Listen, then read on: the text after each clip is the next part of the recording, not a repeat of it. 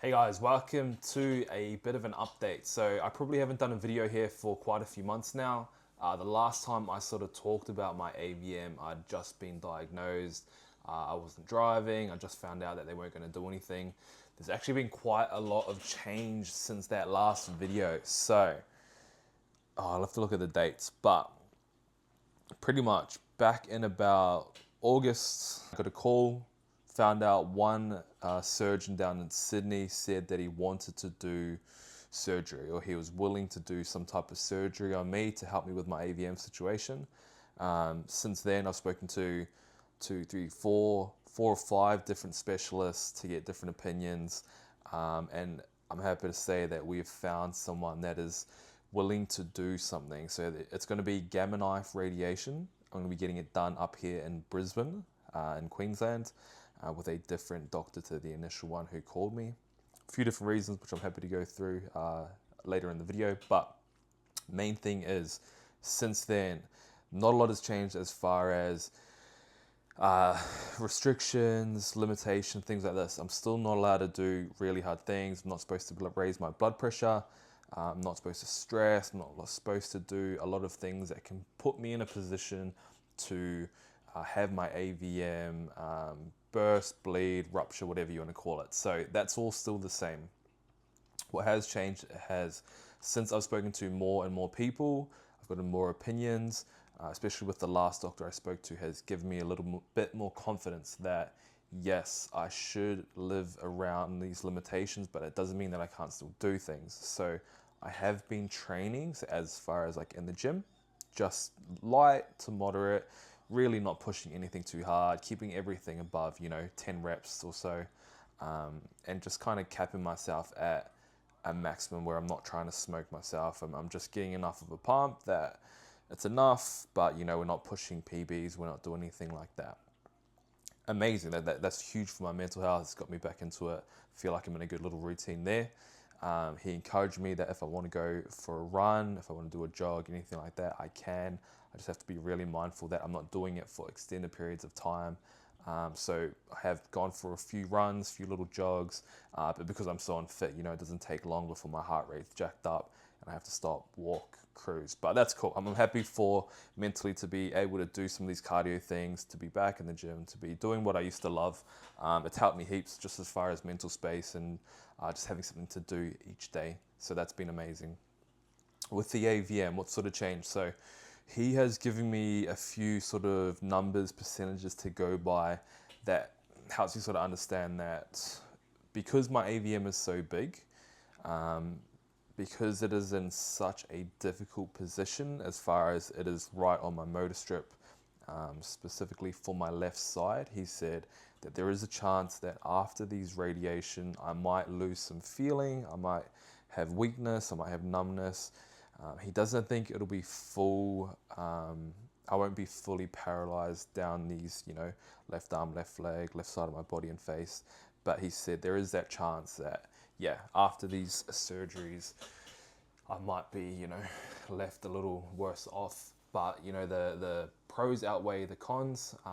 If we can get rid of it, there is a percentage that it will work, which is amazing. It means, one day I might go back to normal life, normal pre-diagnosis life, which will be exciting, man. I can't bloody wait for that.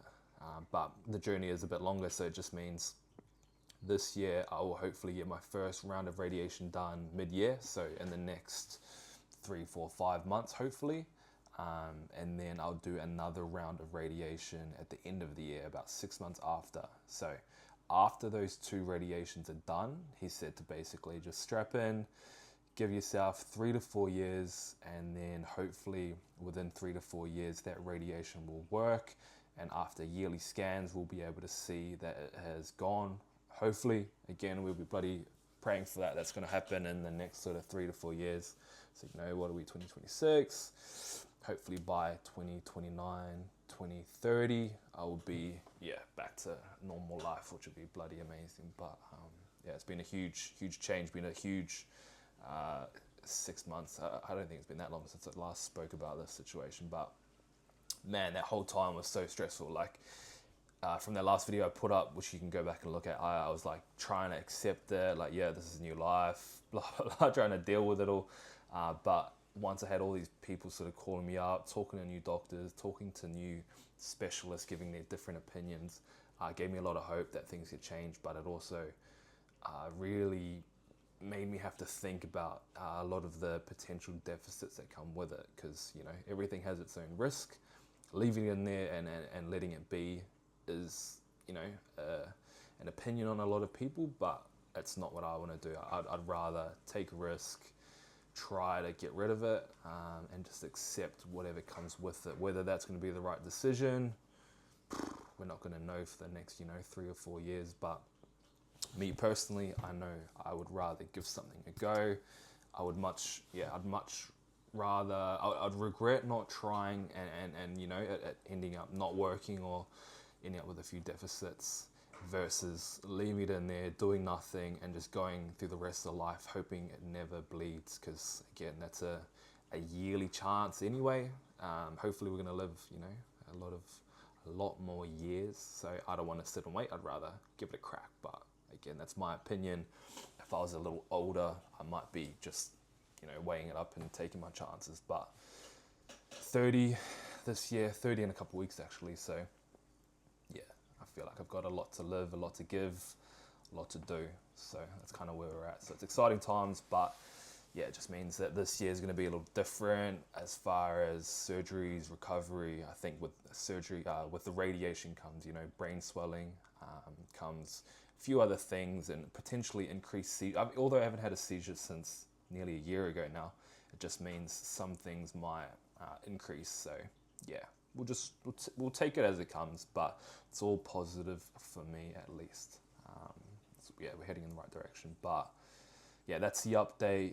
I'm gonna be making more videos now just to show you what I get up to this year, while I work around these surgeries, just mentally what I've got going on with what I'm gonna be doing to keep myself busy, what I want to do with training, with fitness goals, things like this. Because obviously it's not like I'll be doing anything crazy. I can't do any events, can't do any competitions, can't bloody wrestle, do jiu-jitsu, do any of this, can't lift heavy, can't hit PBs. But I think, you know, fitness and exercise is more than just hitting PBs. So I'll show you what that journey looks like, how I'm going to keep myself busy, keep my mind busy, hopefully keep nice and healthy, get back to feeling fit, being fit, looking fit, all these things that, you know, I have always found important. But yeah, it's going to be a bit of a different year, so follow along. Hopefully 2026 is going to be an awesome one.